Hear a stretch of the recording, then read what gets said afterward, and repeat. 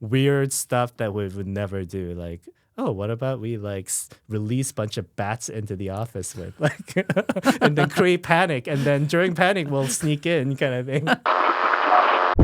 Welcome to War Stories, the cybersecurity podcast where we interview real penetration testers about real break-ins and epic hacks. Your host is Zac Davis, experienced physical and cybersecurity tester.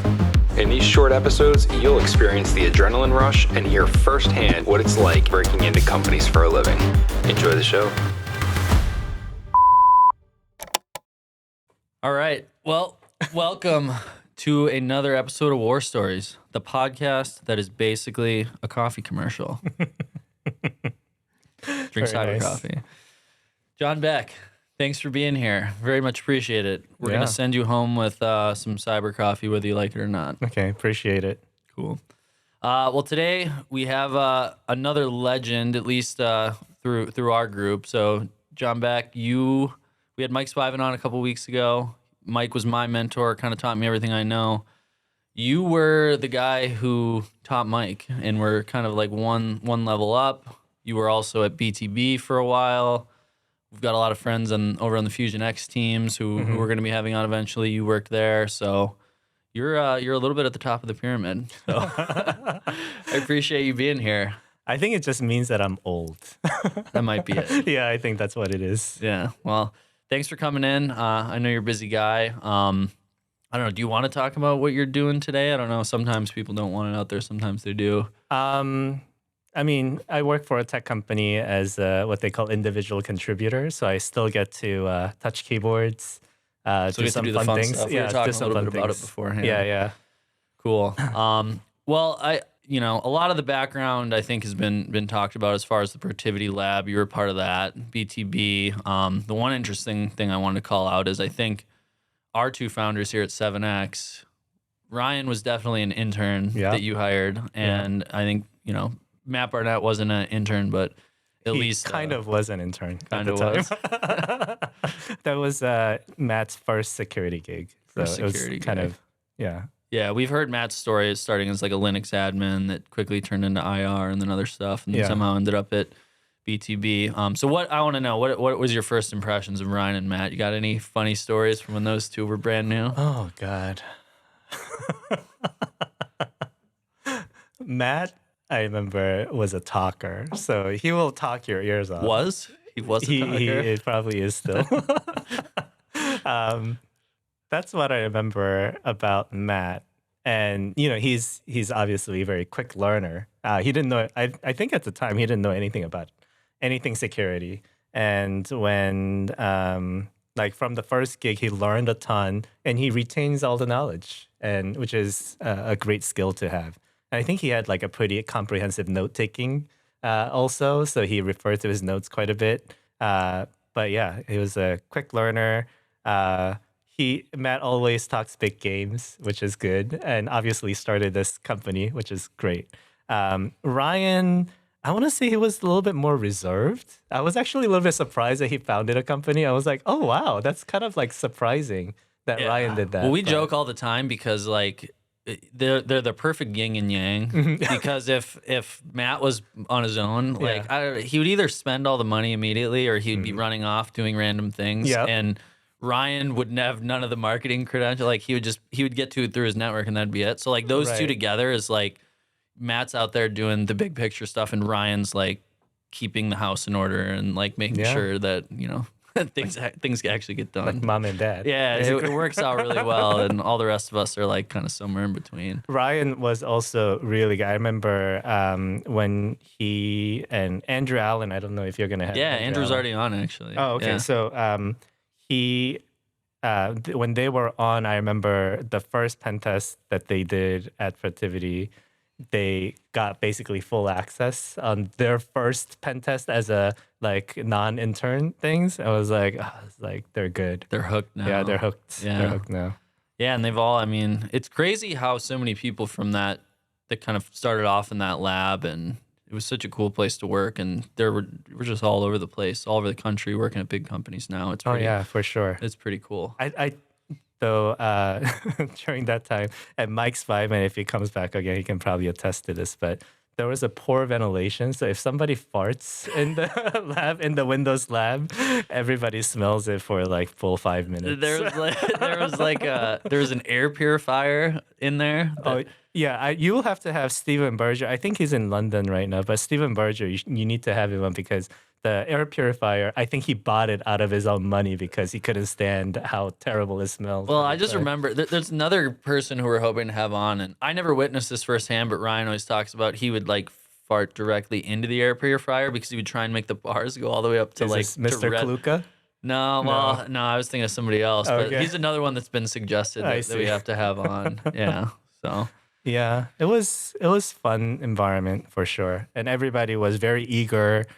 One thing kind of like interesting when you go to a place that's more senior, people are a little bit more jaded, maybe, and they're kind of like not too impressed or excited about anything anymore because they've seen it all. And like kind of like what you and I were talking about before the podcast, like you basically compromise the client the same way over and over again. So if you compromise something, it's like, oh yeah, that was nothing new. But like interns, people who haven't done anything before, they come in, they're like, oh my God, this is like the best thing ever, right? And I feel like the lab had that kind of mentality. Like there's always like a lot of enthusiasm, and I really miss it. Yeah, it's exciting. That's one of the great things being here at SEVN-X is we're kind of rebuilding it, except this time we're in the driver's seat, and we're finally getting to the point where we're hiring some junior guys. I'll say that out to the camera. If there's anybody listening who's interested in potentially interning, getting into cybersecurity, shoot your resumes to warstories@sevnx.com. We're actively looking for people. So hopefully that doesn't open the floodgates too badly. But well, we're thinking about changing up the format a little bit. I think we talked a little bit about your background, but instead of that, is there any sort of story or I guess event or something else that kind of got you moving in the way of offensive security? Because I think everybody's got like something that kind of at least tilted their path in that direction. Right. So I guess I'll have to start out with I was an econ major. Really? Yeah, I know. And maybe pre-med, but I hated those things. And then I took ComSci, computer science class at the end of my freshman year, and I loved it. And I thought I was going to be distributed algorithms computer science PhD student. So I actually entered a PhD program as with a focus on distributed algorithms, which is very theoretical. Not to call you old, but like working on algorithms, was that what, like the early 2000s or something? Yeah, like, it was early 2000s. That was before like early 2000s. I think people still work on it. They were still working on them. It just wasn't like in the forefront of. Yeah, it's not sexy. And that's like the next part is that the funding for the professor that I was working with, basically he didn't have any funding anymore. So that pushed me to security, which had the most funding, had the funding from like big corporations and governments. And I didn't know anything about security before that. I wasn't like one of those kids who are like breaking into FBI or like, war stories. Sure. Or what is that? Like a war, what's that 80s movie? War games. Thank you. Yeah, war games and things like that. So I wasn't one of those kids who were like hacking in the pastime. I didn't know what like hacking was. I could barely like phone program. freaking or anything in your bedroom at night. None of that. Yeah. None of that. And even when I was in security PhD program, I wasn't really into that subculture, if you know what I mean. So when people are talking about like rainbow tables or cracking hashes and things like that, I had no idea what that meant. And then actually the PhD thing didn't quite work out for me.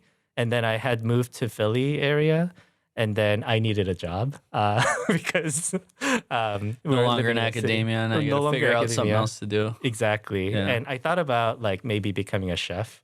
Really? Yeah. Oh, I didn't know that. I wanted to do something that's not computer related because I was kind of depressed about my inability to finish a PhD program. In hindsight, that seems ridiculous, but it's hard. I'm sure it's hard at the time. Yeah. No, it was a very hard time at the moment, but I was given a chance at a small local consulting company doing like information security consulting.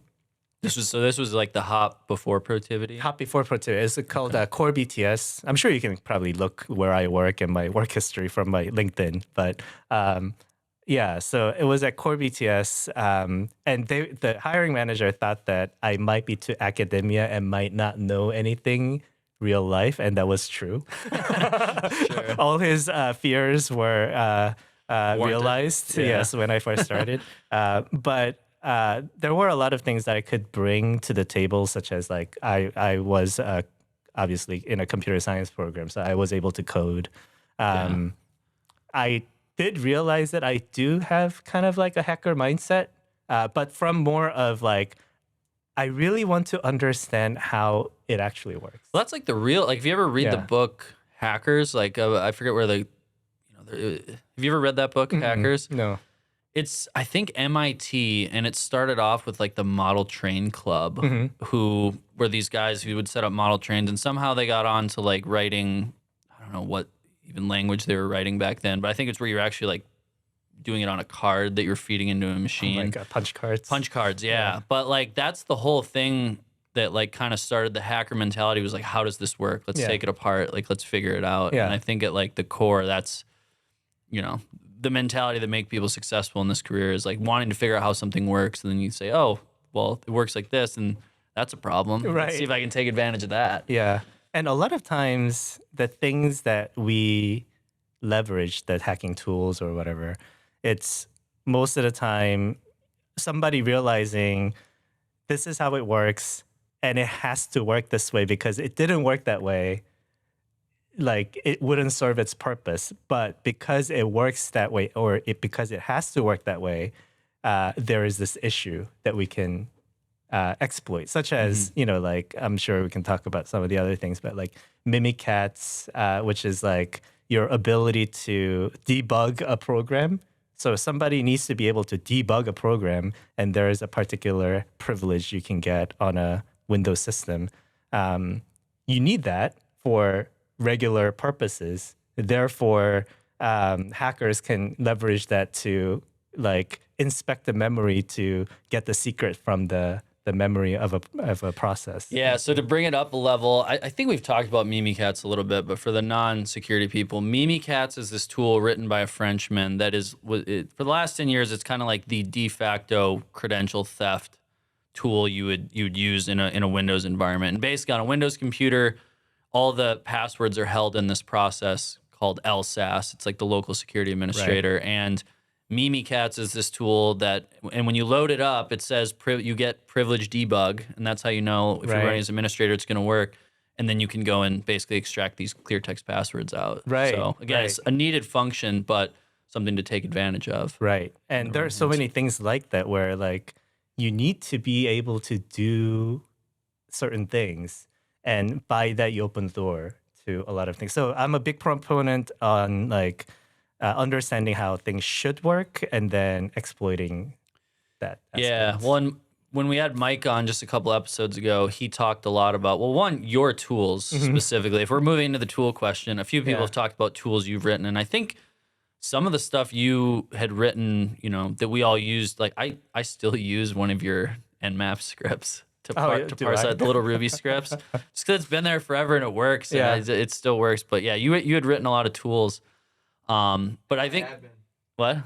Yeah, we talked about MI admin. There's been quite a few. But the other thing is, I think Mike talked a ton about, and other people have talked about how Mike taught them this, that when you're running tools, you have to understand how they work. You can't just be blasting whatever you want all over the place. You have to understand the impact and like how this functions. That's really important. So I think that kind of ties into that whole, again, hacker mindset of like, how does this work? Yes, you know, for sure. That's the core of it all. Yeah. Well, really quick, do you have a favorite tool these days? I know you've written a bunch. We talked about your bot too. Yes. That was one that worked way longer than it should have, I feel like. Yes. Yeah. So I want to say just the C2, like command and control, is what they call a backdoor program or something that communicates, that allows the hacker to control a compromised system. A through some RAT, type of remote communication. access tool. Remote access tool, command and control tool. That's actually like one of my favorite things to do because the rush of adrenaline that you get once you like know that like it's- an agent has checked in or whatever You tool send that a you're phishing using. email and it's Yeah. so nerve wracking, and then when you see that callback come through, Right. it's like scoring a touchdown or something. Right. Yeah, exactly. And I know, obviously, I wrote one out of necessity because, again, I'm so old that a lot of the standard tools that exist now, which are considered outdated, weren't like readily available at the time. Yeah, So, when you wrote the original bot, and we've talked about it a little bit, like I'll just say it used like a chat protocol. And Right. it was kind of interesting. You'd be typing in a chat box to interact with it, but did that predate like Metasploit interpreters and some of those types of things? yeah, so it predated Metasploit's HTTPS callback. Okay. So Metasploit had been around when I was pen testing or red teaming, but it was only for TCP connections. Got it. And around the time when I wrote the tool, people were starting to inspect like the HTTP connection or the connection that's going out. They weren't necessarily advanced at the time yet to inspect the SSL traffic or the TLS traffic, encrypted traffic, but they were able to look at TCP. So if you are doing like your reverse TCP Metasploit shell, Yeah. you would get caught at the network level. Interesting. I never Yeah. knew that. So it was you were trying to get a connection out over HTTP basically. Right, instead- HTTPS actually. HTTPS, Yeah, and this is again so long ago that I was using SSL 3.0, which had been deprecated now. SSL 3.0 is again it kind of like when you do HTTPS and you have that lock icon, right? Yep. That can use like a TLS 1.1, 1.3, which is more kind of a newer Yeah, it's the modern handshake. stuff. Yeah. But this is an older one out of necessity because, again, the protocol that I was using was an XMPP protocol, which is a Jabber protocol. So if you ever like were into like Jabber, XMPP, ICQ, all those old Yeah. days, a lot of these backdoor communication, what it really is that it takes a command from the hacker or the bot master or whatever you want to call them, and then receives it in some way and then basically execute it, right? It's fairly simple job that it needs to do, but you can receive it via chat, which is what I did. And XMPP at the time had the ability to encrypt the messages that are being sent over SSL 3.0. So I started using that and I used the port 443. And if you're not inspecting the traffic, it looks like HTTPS traffic because it's just an SSL traffic. Yeah. But it stopped working when people started doing deep inspection or SSL in the middle to look at what's being encrypted. Then they can see that it's an like XMPP XML traffic protocol instead of a HTTPS traffic. So Sure. So they'd be able to pick it out or see the anomalies. Right.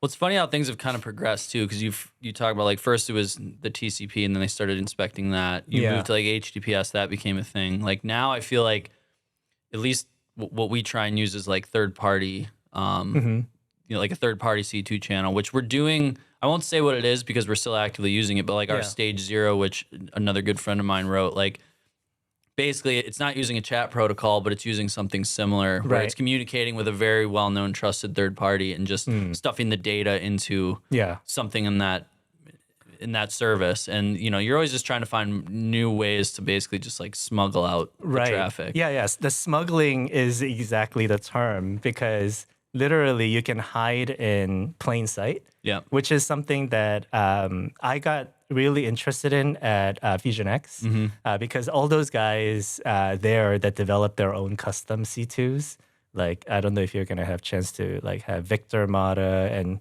Shelby Spencer. These guys like they wrote their own.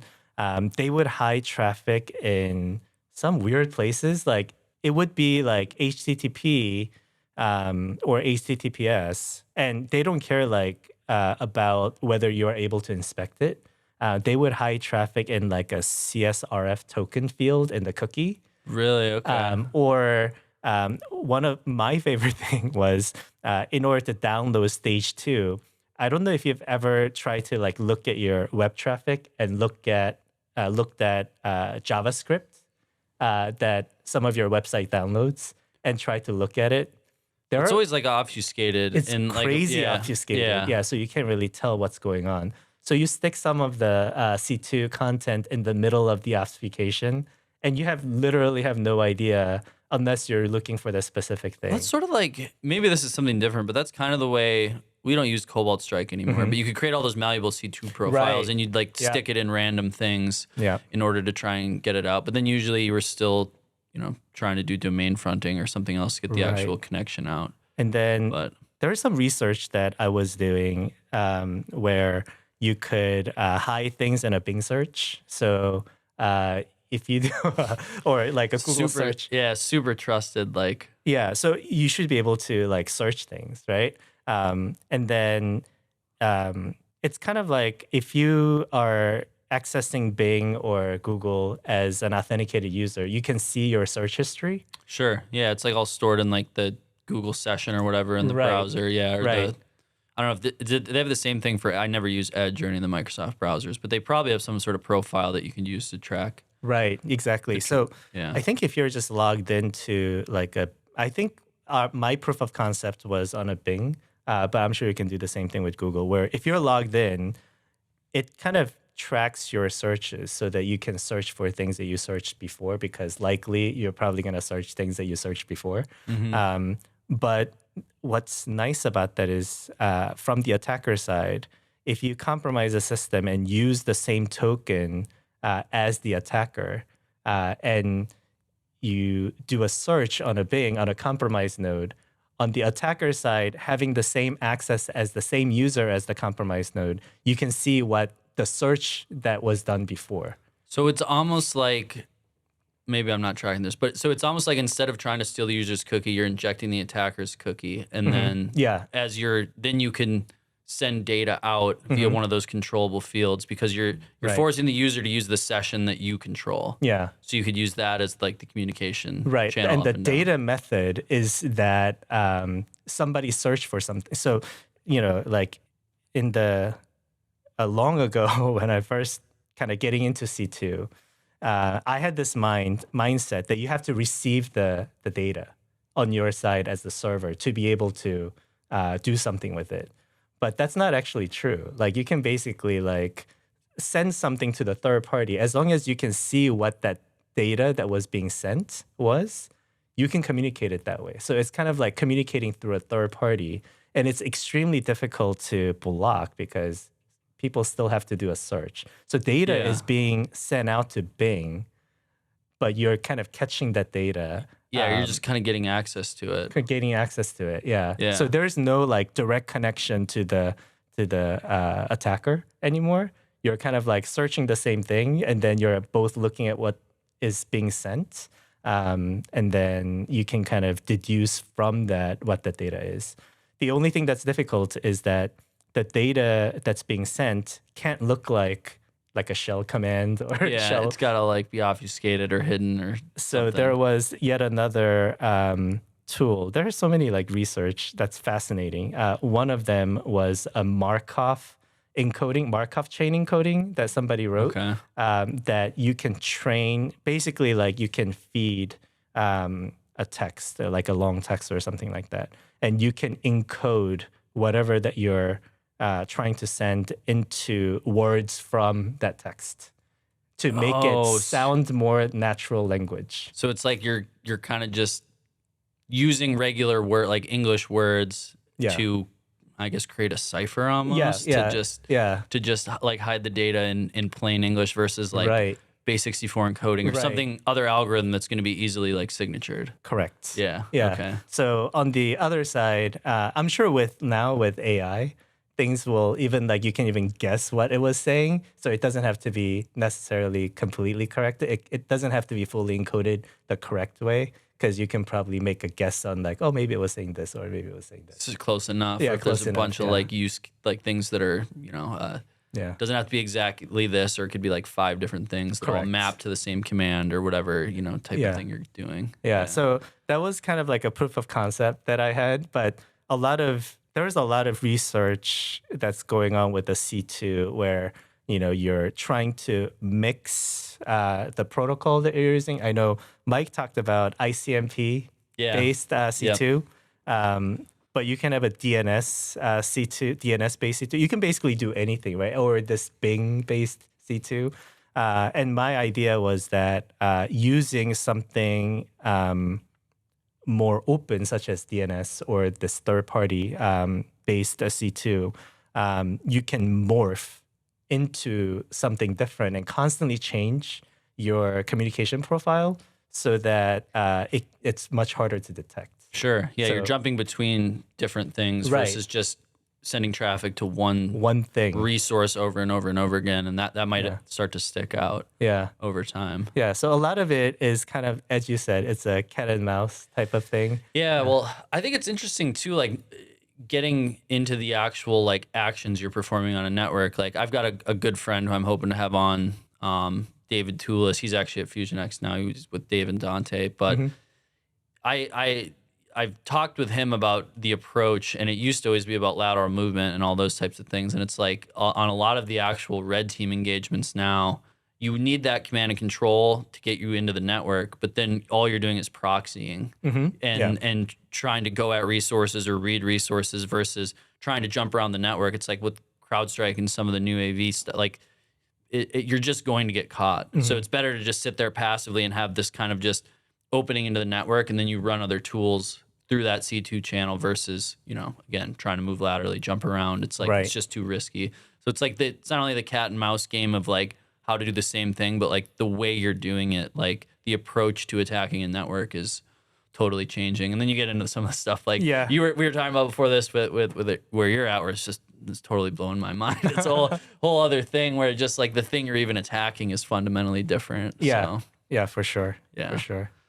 cool. Well, we should probably get into a war story or two. Now we've been going down a technical rabbit hole. Yeah. But so what do you got for us today? I think we kind of talked about a few. I know. Yeah. It's hard to decide because, again, I'm old and I've been in the industry for a while. So you accumulate a lot of really fun stories, and probably there are some that I don't even remember because, Well, I think the physical one, we should at least touch on that after going down that super technical rabbit hole. We always talk, my mom's always watching these. We got to have a story my mom will appreciate. So let's do the physical one for Jacqueline. So physical one, my favorite is I was doing a physical gig. It was actually like the whole thing. It was like, get into the environment and get everything, but do it through physical as well on top of everything. So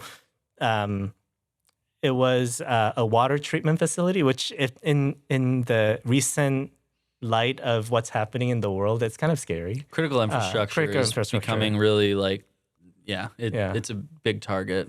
But it was maybe slightly less, maybe a little more lax back then. So there's this water treatment facility that was that had like a kind of like a warehouse attached at the back end where had a bunch of equipment, and they were like hosing down the equipment and things like that. And there was a fence, and it was facing this like abandoned railway, so I could like walk around and see what's going on. And there was one part of the fence where like the earth was eroded because they were hosing down the equipment. Because I see like a little bit of like a wetness like in that ground, and like wet equipment was leaning against it. So and I saw one of those like smoker mushroom thing where like people extinguish their cigarettes after the break. So I was like, okay, so maybe I can crawl under a fence. So I went to Staples and got one of those like badge holders, and because I saw the smoking sign, I bought a pack of cigarette, and I crawled under a fence. And in my mind, it's gonna take like 2 seconds. Like I'm gonna go under and roll, but I don't know if I'm sure like some of you listening, you probably crawled under a fence. It's actually kind of tough especially in a tight area. It's some of those things you seem like you're just gonna like slide under it like on a Right. cartoon, but in Yeah. reality, it's like you're getting stuck and you're trying not to get dirty. Yeah, and, It was taking at least like 30 seconds. It was the longest 30 seconds in my life. I remember and I was getting all dirty and stuff like that. But Paranoid eventually, someone's gonna come out the door. yeah, exactly. But eventually I get through, and doesn't seem like there's any alarm bells going off or anything like that. And I like light a cigarette and my adrenaline is pumping and I felt like I was getting sick from the cigarette smoke. And It's so funny. The smoking thing, it's come up a couple times, and it's like, I don't know how well that would work anymore. Yeah. Like nobody smokes. Nobody smokes anymore. Yeah, it's Yeah. like it used to be such an easy thing to do, but I Right. think I can't remember the last time I saw anybody in a professional environment smoking. Yeah. It's like, but it's like sure, it still exists, but somebody else came out as I was entering in, and yeah, I just extinguished the cigarette as like the door opens, and I don't remember if I pretended that I was on a phone or whether I actually call somebody just so that that used to be my other fear. I would, Yeah. as I was walking in the tailgate, I'd be like, yeah, I'm coming in right now. I'm Yeah. going to be up there in 5 minutes. Right, And yeah, like yeah. pretend like you're supposed to be there, like as you're walking behind the person, like yeah. can go a long way. Act like you're busy. It's like the George Costanza thing. He's at some job and Mm-hmm. he tries to always look annoyed, so people think he's busy. It's like just look mad and just Yeah, that no one would will work. bother you. That Yeah, would work. could work. Yeah. Like an angry manager type Yeah, of thing. yeah. Yeah, so that's how I got in. I went into an office that one of the client contacts, so there are like 3 client contacts, one for that particular facility. So I went into his office, plugged one of those USB thing to like It's like a land turtle or something. yeah, one of those. And then I feel like I want to say his computer wasn't even locked at that point. So like maybe I ran like one of my C2 bot on there, and then saw that I got a connection. I took a picture of the office and the name tag, and I left. There you go. Yeah. Get the proof of concept and get out of there. Yeah, that was always a fun story because obviously the implication of compromising a water facility and me crawling under a fence is always a good time. Well, I just love the time it takes to crawl under a fence. I've had the same thing going over a fence too. Mhm, It's yeah. like, I do a lot of rock climbing and stuff. You think Yeah. you're gonna pop right over and this is gonna Yeah. be easy, but in reality, it like little things. It just takes longer. It gets awkward. Your shirt gets stuck. Like something weird happens. It's like you're on top of the fence, like hugging it like this, and then you can't get your like legs up or something. Yeah. Me and Matt, we did a whole tour through Europe, testing only physical security at a bunch of these remote sites this past fall. And the main thing was like, okay, how quickly can we get over this fence? And there was a few that had some like wires and spikes and things. Matt's a climber too, so we always got over it, but some of them were like, this is gonna be really easy. And then you get up there and you're like, oh, so Yeah, you guys are little pretty tricky. fit, so I'm sure you guys can like maybe help each other. The or climbing something. thing, I think helps a lot. Just being a little confident in your movements. But Yeah. cool. Well, do you got one more for us, or I think we were talking about this one before, but we joke sometimes how insecure some of the places that we test are. So there's this one higher ed client. We started a test, and before each test, and you guys can attest to this, we do fairly like maybe like a week of reconnaissance on that environment, trying to see like what's open, what's available on like a third-party scanner site that's already what you been can find scanned. online is always Yeah. there's so much public information that gets leaked that organizations don't think about.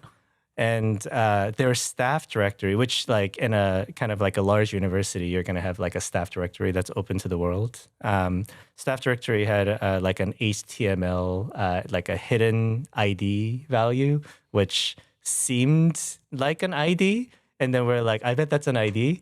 And then when the So probably like importing profile information to populate the site, and they stuck the ID in. Right. And field. it's probably like linked to some type of like Active Directory or some type of a directory on the back end, which stores the photo and everything. It brings up the photo on the staff directory as well, right? Yeah. So, So we call the client and say, oh, yeah, we're starting, because we have to notify the client that we're starting. And then literally it was like, oh yeah, do you have that list of usernames? And I was like, okay, yeah, we have the list of usernames. And then we run through weak password and we find it within like, I don't know, 5 minutes or something like that. And then we're like, okay, we have a username and password we could use. So you come in, you've got, you said like 4 or 5, basically the whole staff directory. I think You it not was only like have in their the name, but you also have thousands. their user ID, which is probably their account. And then so you hop on site. I run think a it was quick- like something yeah, like spring 2024. It was like 2024, so Yeah. like the season. the classic one. The classic one, Yeah. right? And I think we had like 5 users that had that password at Right the off the time. bat. Yeah, right off the bat. So that takes like 5 minutes. We get onto Citrix environment. Citrix is like this VDI, or you don't necessarily have to have your like machine or VPN. You log in and then you have like your slice of your system on the company network kind of thing. Yeah, we've talked about it a little bit, and I think Matt Freilich talked a bunch about doing like Citrix breakouts and stuff like that, and some of the different techniques you can use to. Yeah. You're supposed to only be able to launch like a set number of programs Right. or really specific things that the admin controls, but sometimes you can find ways to like open up a command prompt or a Right. PowerShell or whatever it might be. Yeah. Break out of the Citrix container you're supposed to be in. Correct. Yeah. So yeah, I take a VDI, I guess virtual desktop interface. I guess that's what that stands for. So we log in as one of those users, and we try this thing called group policy preference, which is remember this that one. old vulnerability where if an administrator uses group policy preference or GPP to configure passwords of local accounts or accounts that are local to all the systems, that's an easy way to administer like systems. Like say Yeah. like I want to change passwords of all the desktops to this very complex password. Yep. And then they use that. But the problem is anybody who is a part of the organization can see what that password is. Yeah, and I remember the thing I always remember about this, because I would always explain it to clients. The password was encrypted, but for some reason Microsoft like posted it on a blog or something, and it's like for whatever reason, and they used the same key to encrypt it, Right. Like, and for whatever reason the key got posted. Yeah. So there was a little script you could use to decode the password and get whatever it was in clear text. So we got a local administrator password on the Citrix environment. Probably And then- got you into a bunch of other systems at that point too. No, so Or it was just for the we're not Citrix even, host. Yeah, we're not even like outside of that one Citrix host that we logged in. And then one of the things that we like to do is like who's logged in on that system, right? And Citrix system, because it is managing a lot of remote users. One of like They'll all have probably a got- session on it, right? They all have The a way session Citrix on it. Worked. And back in the days when Mimikatz was a thing, it will dump the passwords of all the logged in users. Yep. And I think they had like, I think at the time had like 30 users logged in. Oh, I remember doing that. Yeah, instance. dumping creds out of LSAS on Citrix, and you'd get a bunch of the sessions would hang. Service accounts. Yeah, it'd be service accounts, or the sessions would hang, and you just get like a Yeah. whole thing of passwords, and yeah. And one of the logged in users was a domain administrator, which means that you have access to all the passwords at that point. So we called the client. This is like maybe like 15 minutes in. And then we called the client, and the client's like, so how's it going? It's like, I think we have domain administrator access to. It's like the first day. Yeah, before first lunch. day before lunch. But when we were doing pen testing, and this is true, I'm sure you guys do that too. Now the term has evolved to be red teaming, but we called it penetration testing. But we did a lot of like goal-based exercises. So Yeah. domain administrator didn't necessarily end the project.